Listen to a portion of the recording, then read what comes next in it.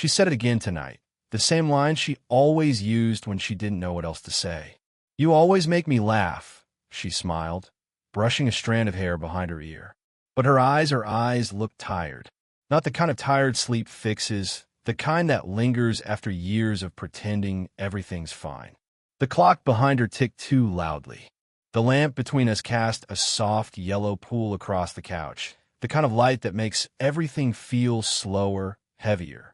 She sat with one leg tucked under the other, a glass of wine she hadn't touched resting against her knee.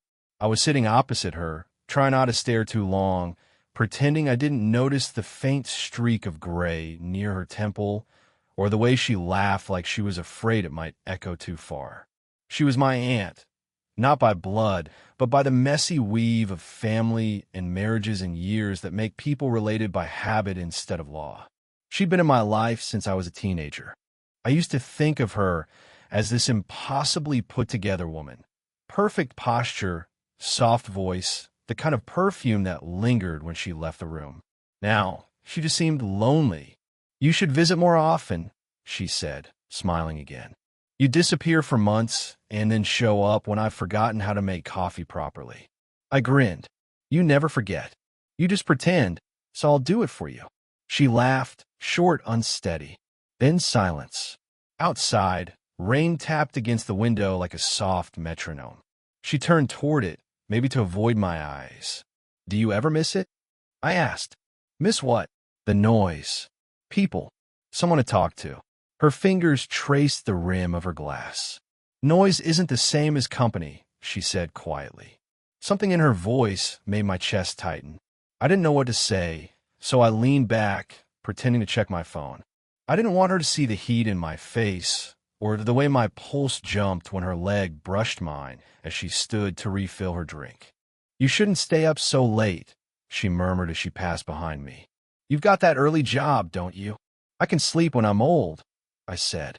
She paused, glancing at me over her shoulder. "Careful," she said, a faint smirk tugging at her lips. "You're talking to the old one here." I wanted to tell her she wasn't, that she looked more alive in that moment than anyone I'd met in years. But my throat tightened around the words. So instead, I said nothing. She sat back down, closer this time. Close enough that I could see the faint shimmer of her lip gloss, the soft tremor in her fingers as she set her glass down. "Tell me something honest," she said suddenly. I blinked. "Like what?" "Something you wouldn't say to anyone else." Her eyes didn't move away. I could feel the warmth between us. Not accidental. Not anymore. I thought about lying. About saying something harmless. But then she looked at me. Really looked. And I said, "I miss you when I'm not here." She didn't laugh this time. She just stared, the air thick with everything we weren't supposed to feel. Then she smiled faintly, but her voice cracked when she whispered, "You shouldn't say things like that." Before I could reply, the doorbell rang, sharp and sudden, cutting through the quiet like a blade. She froze. The sound hung in the air between us. And for the first time, I saw fear flicker in her eyes, not of who was at the door, but of what we'd almost said before it rang. The doorbell rang twice before she moved. I could tell she didn't want to answer it. Not right away, not after what had just hung between us. When she finally stood, her glass clinked against the table, half full, trembling slightly. "Probably the neighbor again," she murmured, though we both knew she was guessing. I sat still, watching the hallway light spill over her as she disappeared toward the door. Muffled voices, then silence, then the sound of her closing it gently, like she didn't want the world outside to know she was still awake. When she came back, she didn't sit across from me this time. She lowered herself beside me, close enough that I could feel the warmth of her sleeve against my arm. "Wrong house," she said softly. I nodded, pretending to believe her. She told me once that her husband used to fix everything around the house. He liked being needed, she said, eyes distant, smile tight. I never met him. He left 3 years ago, a slow, quiet leaving. The kind that doesn't need yelling, just absence. "You ever hear from him?" I asked now, unsure why I did. Her shoulders stiffened. "He sends Christmas cards. For formality." That's something. It's nothing. Her tone was final, but her fingers fidgeted with her bracelet, spinning it once, twice before she exhaled. You know, you remind me of him sometimes, she said, glancing at me. I try to laugh it off. That's not exactly a compliment, is it? It is, she said after a beat. He used to listen. There was something heavy in her words, a weight I couldn't place. I wanted to ask more, but instead I looked down at my hands at the tiny scar on my knuckle from work last week. You make it sound like listening's rare. It is, she said, voice barely above a whisper. We sat in silence again, the kind that doesn't need to be filled, just felt. Her perfume lingered in the air, faint and clean. Outside, rain had stopped, leaving only the sound of droplets sliding down the window. I wasn't always like this, she said suddenly. I used to be louder. Messier. I can't imagine that. She smiled, but her eyes stayed on the glass. You wouldn't have liked me then. I don't know, I said. I think I would have. Her hand tightened around her bracelet, then relaxed. You shouldn't say things like that, she whispered again. Same words as before, but softer, unsure. Then stop looking at me like that, I said before I could stop myself. Her breath caught. The silence stretched, fragile and full. She didn't move for a long time.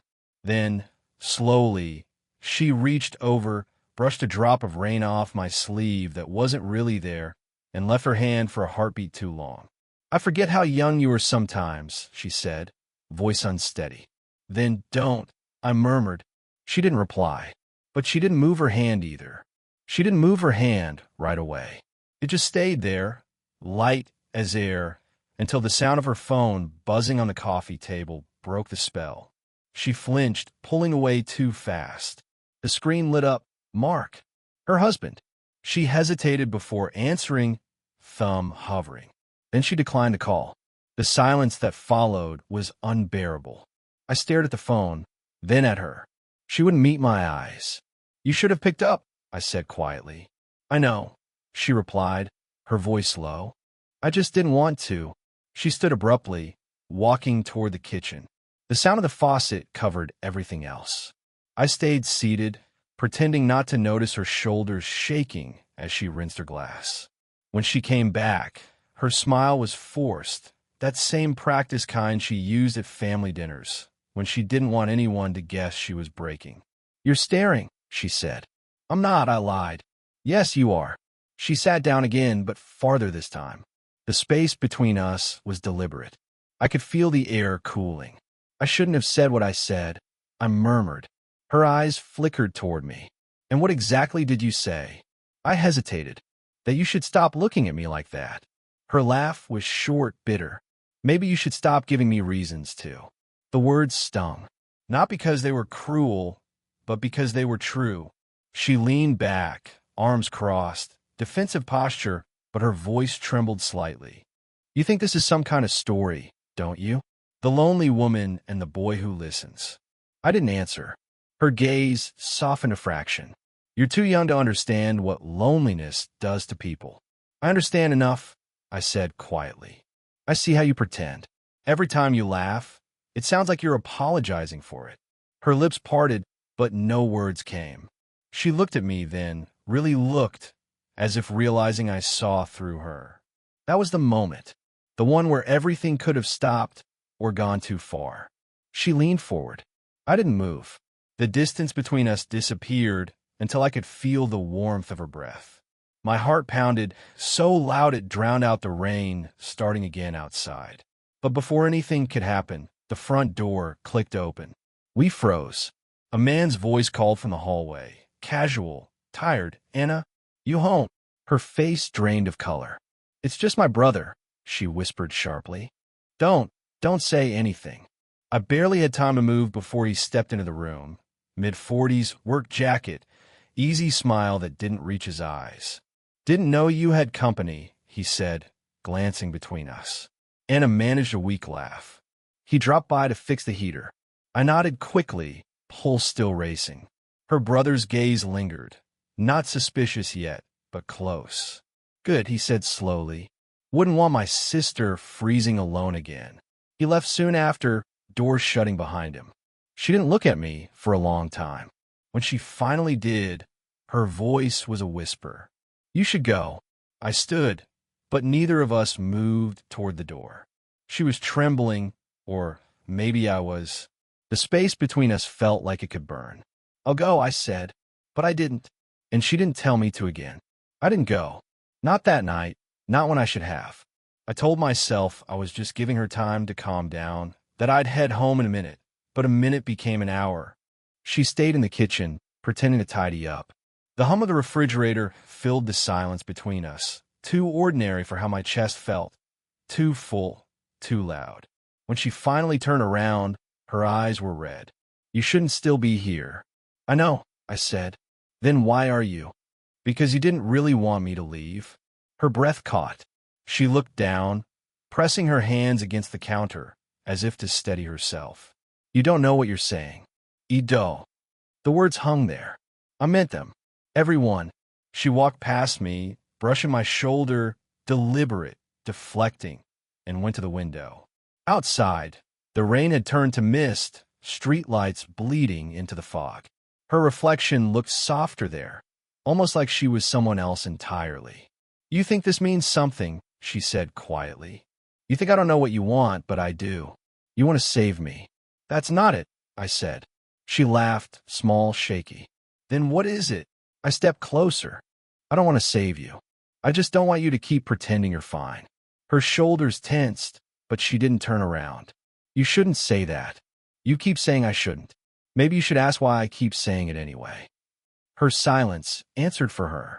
I reached out before I could think better of it, fingertips grazing the back of her hand. She flinched, but didn't pull away. You're shaking, I whispered.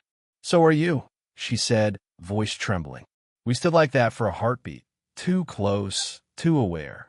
The kind of closeness that feels like a secret and a sin at the same time. Then she turned, sudden sharp. Her eyes searched mine like she wanted to find a reason to stop, and couldn't. Do you know what happens if anyone finds out? She said. Your mother, my family, I don't care. Well, I do. Her voice cracked, raw, breaking through all her restraint. I've already been the reason one marriage failed. I can't. I won't. She stopped, covering her mouth, as if the words had slipped out on their own. I took a step closer. You're not the reason for anything. He left because he didn't see you anymore. Her eyes glistened. And you do. Yes, I said. I always have. The air between us felt electric, fragile, irreversible. She stared at me for a long time, every emotion flickering across her face. Fear, guilt, something deeper she wouldn't name. Then, slowly, she lifted her hand, brushed her fingers against my cheek, soft, hesitant, full of everything she wasn't saying. Don't make me choose, she whispered. And before I could answer, before either of us moved again, there was a sudden knock on the door. Hard. Urgent. She froze, hand still against my skin. And just like the knock didn't stop, 3 more, each one louder. Anna's hand fell away from my face. Her breath came fast, shallow. She didn't move for a second. Then she grabbed my arm. Go to the kitchen. Now. I hesitated. Who is it? Just go, she whispered, panic threading through her voice. I slipped into the kitchen, heart pounding. Through the crack in the doorway, I saw her straighten her blouse, wipe her cheeks, and open the door. Mark, she said. Her voice trembled. Her husband. He stepped inside without waiting for permission. Rain clung to his coat, dripping onto the rug. I called. You didn't answer. I was asleep, she lied. His eyes narrowed slightly, scanning the room. Lights were on. I woke up.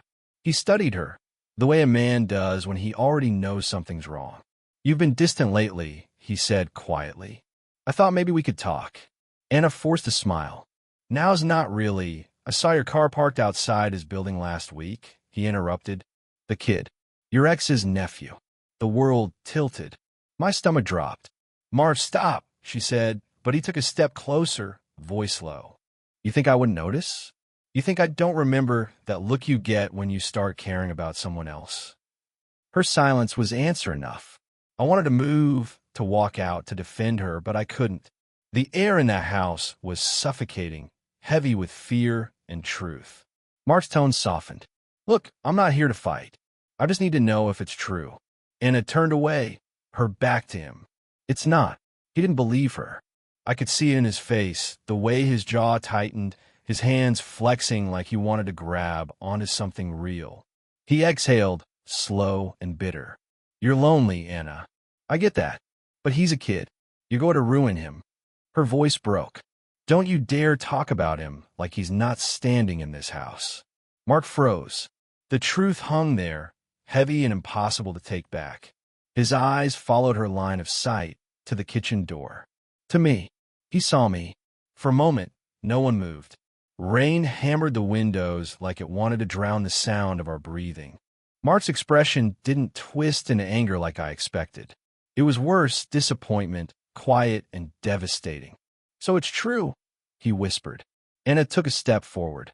Mark, please. But he was already walking toward the door. You always said you wanted to feel seen, he muttered. I hope he's worth it. The door slammed behind him. Anna stood there, shaking. I stepped out, unsure if I should touch her. She didn't look at me. Her voice came out small, cracked. You shouldn't have stayed. I swallowed hard. Maybe not. But I couldn't leave you alone.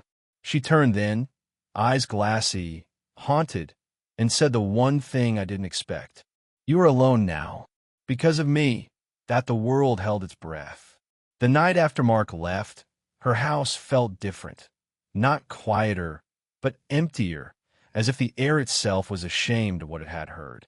She didn't answer my calls, didn't reply to my messages. So I went back. Her porch light was off, but I could see a faint glow from the living room. I knocked once, then twice. No answer. When I finally tried the handle, it wasn't locked. She was sitting on the floor, legs folded beneath her, a half-finished glass of wine beside her knee. She didn't look surprised to see me, just tired. You shouldn't be here, she said softly. I know. Then why are you? Because I made you lose something. And I can't walk away without at least saying, she cut me off. You didn't make me lose anything. I did that all on my own.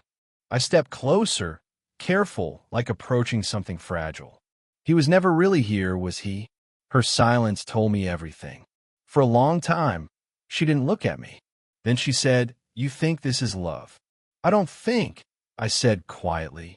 I know. She laughed, but it wasn't cruel. It was small, helpless. You're too young to know anything for sure. I'm old enough to know what it feels like when someone finally sees me. Her eyes flickered at that, just for a moment, and I saw her walls crumble. The ache behind her restraint, the years she'd spent pretending she didn't need anything from anyone. She stood and walked to the window, staring into the dark. You can't build a life on loneliness, you know, she said. Then don't, I replied. Build it on honesty. She turned to me, really turned, and for the first time, she didn't hide. Honesty, she whispered. All right, then here it is. She stepped closer, her voice trembling. I think about you. I shouldn't, but I do. Every time you walk through that door, I feel something wake up in me that I thought was gone. And it scares me. I felt a breath catch in my throat. Why does it have to? Because I don't trust it, she said. Because it feels too good to be real. Because if I let myself believe you mean it, and then you stop, I won't. You will. Her voice cracked on a word, and that sound, that quiet, breaking sound, hit harder than any argument could. I reached for her hand. This time, she didn't pull away. Our fingers interlaced, tentative, trembling, like two people remembering how to hold something fragile. Her forehead leaned against mine, eyes closed. For a heartbeat, we just breathed. The same air, the same silence, the same fear. Then, softly, she said, maybe in another life. I smiled, even as my chest tightened.